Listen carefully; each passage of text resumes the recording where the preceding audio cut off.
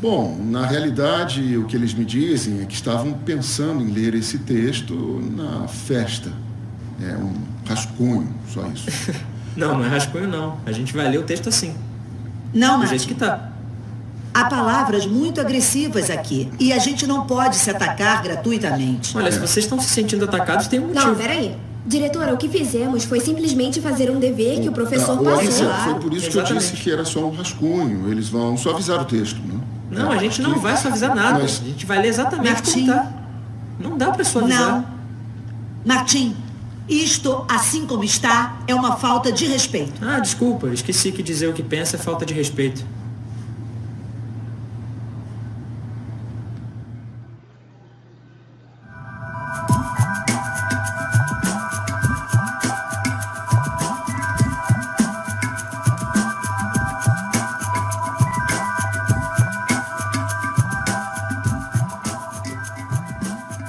O fato é que quase ninguém sabe disso, mas a educação pública, gratuita e obrigatória foi inventada em algum momento da história.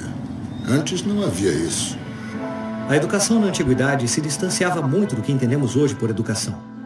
Na Atenas clássica, por exemplo, não havia escolas. As primeiras academias de Platão eram espaços de reflexão, conversação e experimentação livre.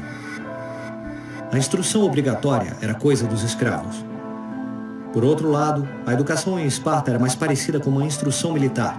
O Estado se desfazia daqueles que não alcançavam os níveis esperados. Havia aulas obrigatórias, fortes castigos e modelagem de conduta através da dor e do sofrimento. Antigamente, a educação estava nas mãos da Igreja Católica, pelo menos no mundo cristão ocidental. Foi só recentemente, no século XVIII, em uma época da história que se chama despotismo esclarecido, com certeza ouviram falar disso na escola, que se criou o conceito de educação pública, gratuita e obrigatória. A escola, como conhecemos hoje, nasceu no fim do século XVIII e começo do século XIX na Prússia. Com o objetivo de evitar as revoluções que ocorriam na França, os monarcas incluíram alguns princípios do iluminismo para satisfazer o povo, mas mantendo o regime absolutista. A escola prussiana se baseava na forte divisão de classes e castas. Sua estrutura, herdeira do modelo espartano, fomentava a disciplina, a obediência e o regime autoritário. O que queriam esses déspotas esclarecidos? Um povo dócil, obediente e que pudesse ser preparado para as guerras muito comuns nessa época entre todas as nações que estavam nascendo. Né? Por exemplo, Catarina a Grande, da Rússia, chamou os enciclopedistas franceses para preparar isso mesmo. Diderot, um dos mais famosos, esteve lá para montar esse pacote formador, não de cidadãos, mas de súditos obedientes desses estados. As notícias do modelo educacional bem-sucedido se espalharam rapidamente e, em poucos anos, educadores das Américas e Europa visitavam a Prússia para se especializarem. Com o passar do tempo, o modelo se expandiu internacionalmente.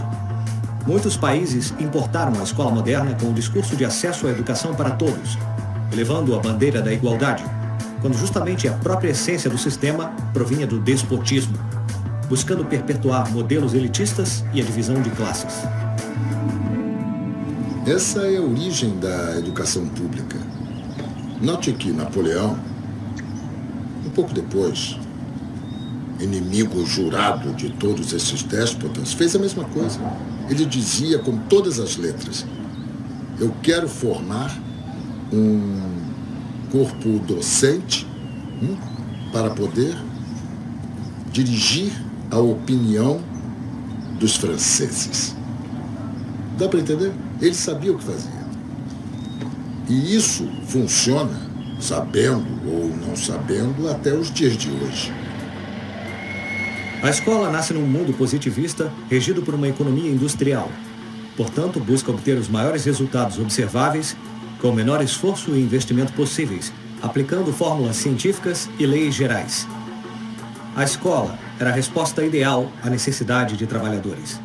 Foram os próprios empresários industriais do século XIX que financiaram a escolarização obrigatória através de suas fundações.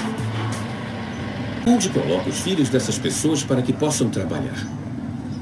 Como educamos para que aprendam a ler? Como criamos operários inteligentes?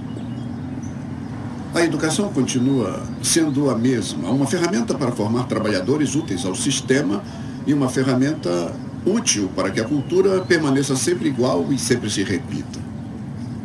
O que significa conservar a estrutura atual da sociedade.